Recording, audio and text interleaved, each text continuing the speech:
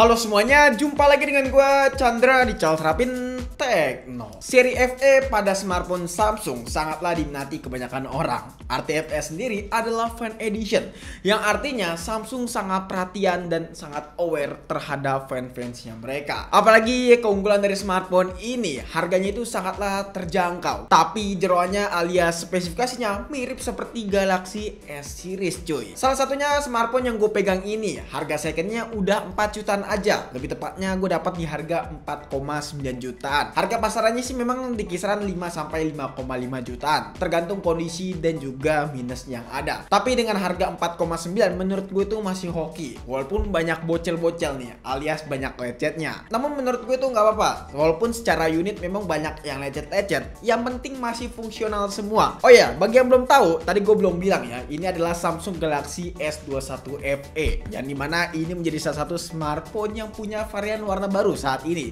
yaitu warna navy blue, yang dimana warnanya itu cakep ya. Tapi sayangnya warna yang gue pegang alias warna yang gue dapat saat ini adalah warna black. Tapi gue agak sedikit bingung sih, entah apa pikiran Samsung sehingga mengeluarkan warna baru.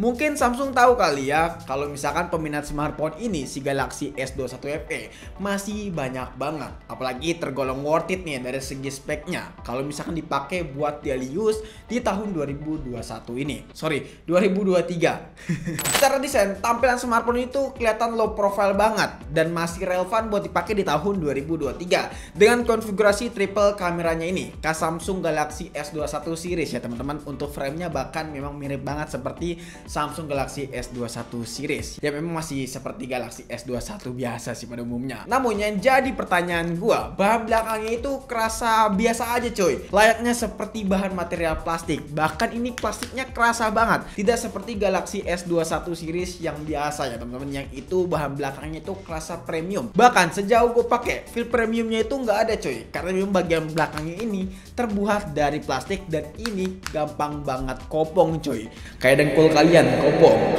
Bahkan dari sini gue bisa menilai ini bukan seperti Galaxy S series pada umumnya yang kerasa premium banget. Tapi walaupun begitu, yang gue suka dari smartphone itu untuk framenya coy, yang dimana untuk masalah framenya ini masih ngelengkung dan juga feel saat digenggam itu masih kerasa kayak metal. Ya premiumnya masih dapet lah, walaupun bagian belakangnya ini agak kopong seperti dengkul kalian.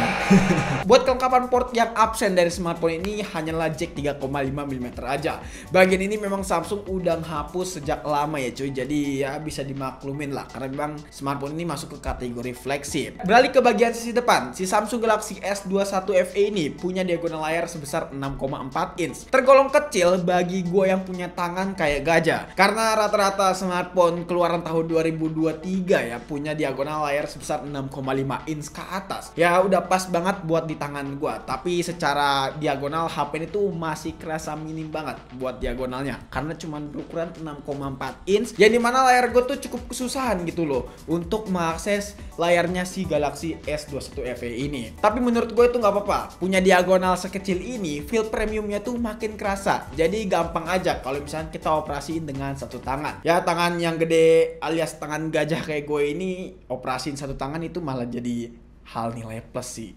Secara spek dia udah pakai panel Dynamic AMOLED 2X, yang dimana panelnya ini sama seperti seri Samsung tertinggi saat ini coy. Yang lainnya nggak bukan adalah Galaxy S23 Ultra. Jadi buat dipakai kebutuhan daily use ini udah enak banget coy. Udah nyaman lah buat dipakai seharian lebih. Seperti scrolling tipis-tipis nih, yang dimana refresh rate-nya juga udah nyaman karena udah 120 Hz coy. Apalagi buat sekedar nonton film aja, dijamin lah cakep, gak bakalan bosenin layar dari Samsung Galaxy S21 FE ini. Detailnya itu tajam, warnanya gonjreng, dan SDR-nya di sini dapat pasti main buat SDR-nya. Karena memang layar dari HP ini udah support SDR10+. Apalagi untuk soal kualitas suaranya nih, yang bikin betah lah lama-lama nonton film di Galaxy S21 FE ini. Karena untuk speakernya udah atas bawah dan suaranya itu cakep banget coy. Bassnya dapet, nggak cempreng, suaranya juga jernih pastinya. Maybe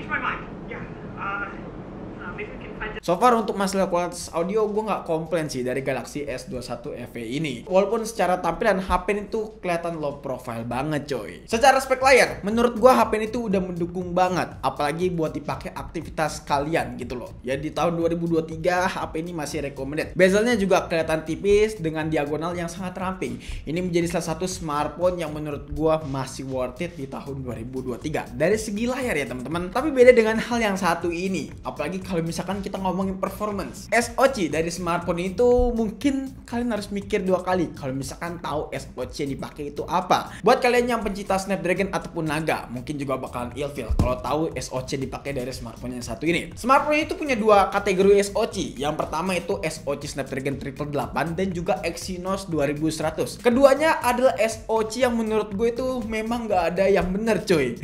Entah dari Snapdragon 888 ataupun dari Exynos 2100 yang terkenal nggak stabil tuh kedua SoC ini, alias SoC kurang lah, kurang keren. Karena memang kalau kita tahu Snapdragon 888 itu terkenal panas dan juga stabilitasnya itu minim banget, overheat banget tuh SoC yang satu itu. Dan juga si Exynos 2100 pun demikian. Memang SoC ini tuh tidak kencang, tapi stability-nya itu minim banget coy. Ya masih mending lah Snapdragon 888 yang punya performance yang sangat tinggi dan juga ngebut, tapi memang minimnya stability-nya tuh jelek banget ya, alias stability-nya tuh jelek coy. Ya beda dengan Exynos 2100 ini, performance-nya biasa aja, stability-nya juga jelek coy. Nah unit yang gue pegang memang kebetulan pakai Exynos 2100. Secara angka Antutu benchmark, smartphone itu dapat di angka 700 ribuan, itu pun juga di Antutu 10, angka yang memang tergolong tidak kecil ya, masih tergolong tinggi dan bisa bersaing dengan SoC zaman sekarang. Tapi yang bikin muak SoC ini adalah stability-nya yang buruk banget coy, yang dimana memang Exynos 2100 itu jelek banget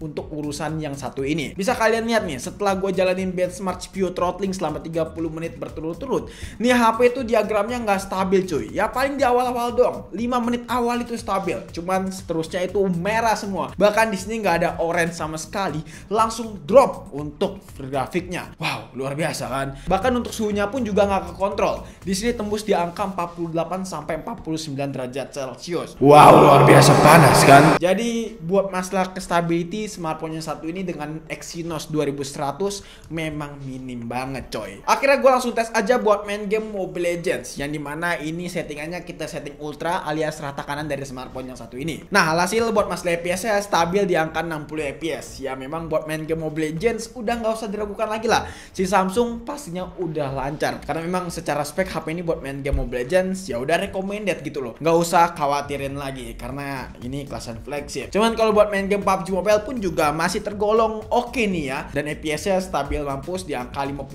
sampai 60 FPS. Ya tergolong masih oke lah, masih lancar dan masih kelihatan smooth. Stuttering di sini nggak ada, nge-lag juga nggak ada. Paling kalau misalkan temperaturnya udah agak panas, agak sedikit frame dropnya nggak terlalu berlebihan, paling di angka 40-an FPS aja. Ya masih playable menurut gue ya di angka segitu. Tapi kalau buat main game Genshin Impact, settingan normal 60 FPS, FPS yang didapat dari HP ini tuh memang tergolong tinggi di angka 40 sampai 50-an FPS. Paling mentok-mentok di 60 FPS, tapi itu minim banget. Paling mentok-mentok di angka 55-an FPS dan itu minim banget terjadi stabil di angka 55-an FPS. Nah, yang paling gue gedeknya di sini untuk FPS-nya tuh kadang-kadang frame drop coy. Stuttering yang paling gue bete sih. Ya stutteringnya itu bisa sampai drop 20 FPS. Jadi menurut gue bagian yang satu ini agak sedikit kurang. Nah, saran gue kalau misalkan kalian pengen main game Genshin Impact dengan settingan normal 60 FPS di HP ini, mendingan nonaktifkan yang namanya motion blur. Karena dengan menonaktifkan fitur ini bakalan enak banget smartphone kalian, dan itu minim terjadi yang namanya stuttering ataupun yang namanya frame drop coy. Jadi ya masih recommended si HP ini kalau buat digeber main game Genshin Impact sekalipun. Tapi memang temperaturnya agak sedikit panas aja. Temperatur tertinggi dari HP ini tuh di angka 45 derajat Celcius coy. Itu pun juga buat main game Genshin Impact selama 20 menitan, gak sampai 30 menit karena udah gak tahan gua.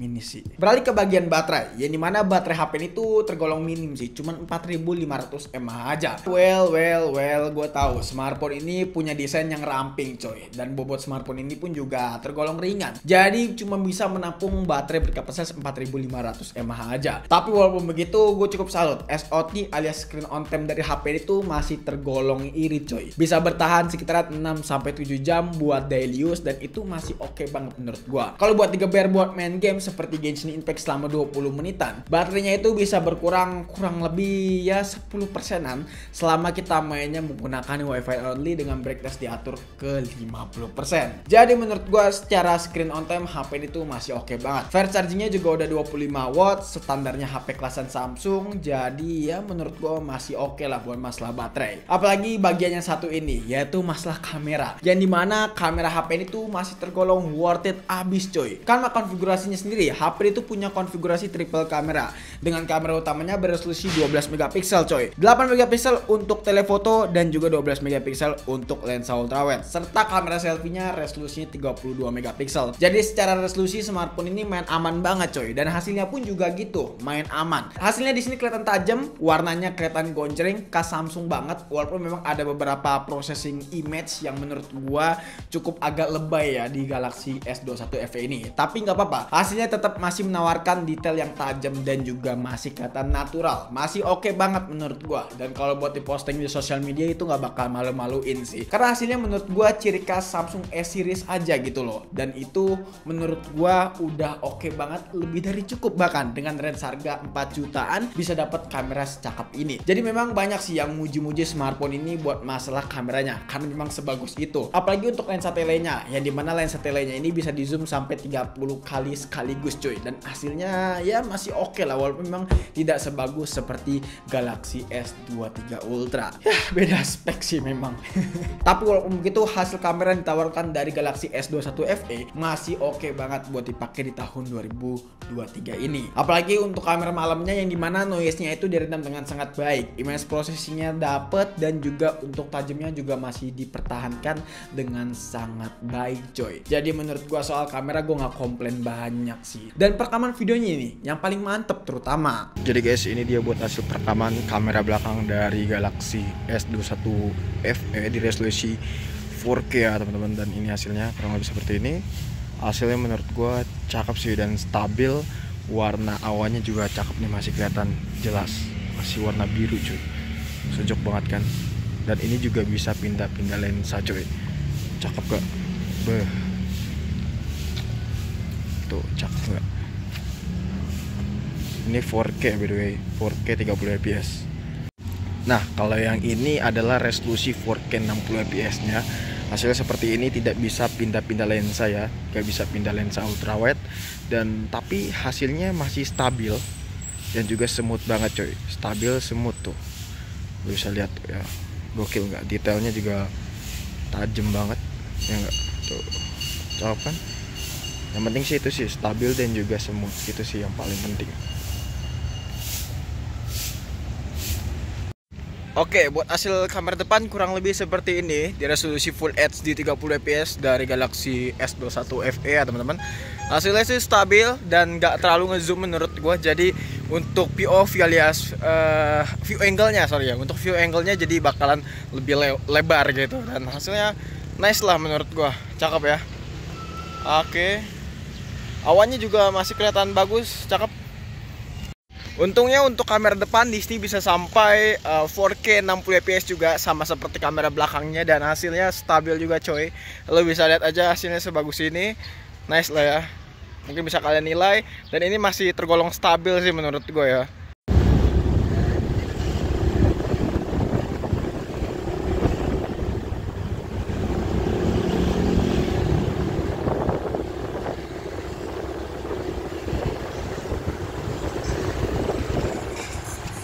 Oke, kesimpulannya Galaxy S21 FE ini masih tergolong worth it banget buat kalian beli. Apalagi ini waktu yang tepat nih untuk kalian beli karena harganya udah turun banget coy. Yang dimana yang tadinya itu pas waktu launching di harga 8 jutaan, sekarang harga secondnya udah di range harga 5-6 jutaan. Ya paling kalau misalnya kalian hoki dapat di range harga 4 jutaan. Itu pun juga masih relevan dan masih affordable banget buat kalian beli, karena spesifikasi yang ditawarkan menurut gue udah cakep dan juga oke nih. Walaupun memang SoC-nya agak sedikit ampuas gitu loh. Tapi secara kamera HP ini juara banget, gue bisa akuin lah. Memang image processing dari Exynos sih oke lah buat masalah kamera. Desainnya juga cakep, terutama untuk masalah layarnya nih yang manjain konsumen banget, bahkan lebih baik ketimbang smartphone saat ini. Ya menurut gue untuk layar Samsung memang nggak bisa di compare dengan smartphone Android lain sih. Ini udah yang terbaik cuy. Apalagi gue udah pakai panel dynamic AMOLED 2X lagi. Jadi ini panel yang dipakai seperti si Galaxy S23 Ultra. Ya menurut gua HP yang satu ini oke banget lah untuk kalian beli. Dengan fitur-fitur yang diberikan juga menurut gua cakep nih. Walaupun memang ya desainnya kurang kopong lagi. Tapi nggak apa-apa, menurut gua masih oke banget dan masih relevan. Dan harga second HP ini udah turun, jadi waktu yang tepat untuk kalian beli. Dan sejauh ini gua pakai smartphone yang satu ini masih sangat recommended banget. Dan gua masih bisa rekomendasiin smartphone ini cocok dan masih relevan untuk kalian beli. Jadi guys, mungkin cukup sekian aja video kali ini. Kalau misalnya kalian punya pendapat atau punya pertanyaan soal smartphone yang satu ini, bisa tulis di kolom komentar aja. Dan kalau misalnya pengen nanya secara privat, bisa langsung DM di Instagram kita di @raditno. Chandra pamit dan sampai jumpa di video selanjutnya. Until next time, goodbye. Kameranya mati cok.